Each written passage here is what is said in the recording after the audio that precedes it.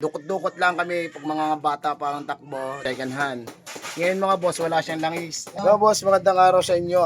May isang video tayo na iniwan sa ating motor na ang may-ari nito ay taga Batilik. Ayan sir, isa-isahin ko ang iniwan mong motor para maintindihan natin ng ayos sir. Na baka mamaya magulat ka, bakit maraming sira. Ayan, bago ang lahat, shout out boss. Ayan, taga saan kayo sir? Ang problema ay maingay sir. Ayos na. Ayan, dukot-dukot lang kami pag mga bata pa ang takbo, dukot-dukot lang ginagawa namin dyan. Ayan, okay na kay sir.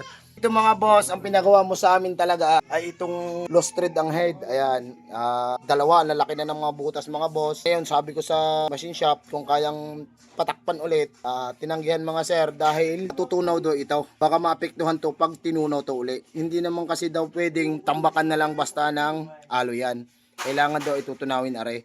Siyempre wala na tayong magagawa at ako naman hindi marunong doon.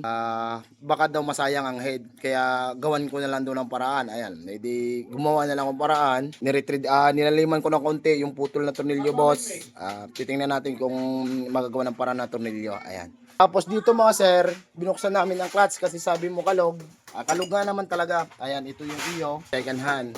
Ngayon mga boss, wala siyang langis. Pag walang langis sir, siyempre automatic, magkakatama ito akin ang lining. Ayan, lining boss, sunog na sunog. Ayan, ayan o, ipit na ipit pa. Tapos, katulad nito sir, ginagrinder na. Ayan,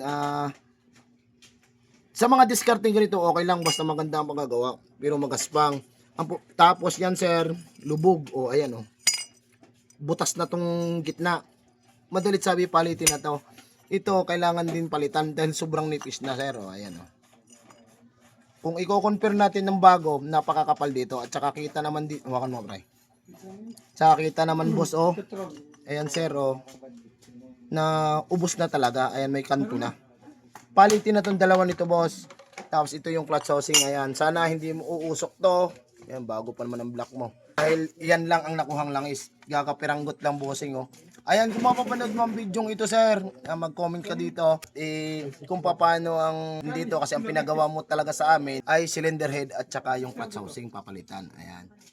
Sana makita mo agad to boss para magawa din natin at makakuha mo ngayon.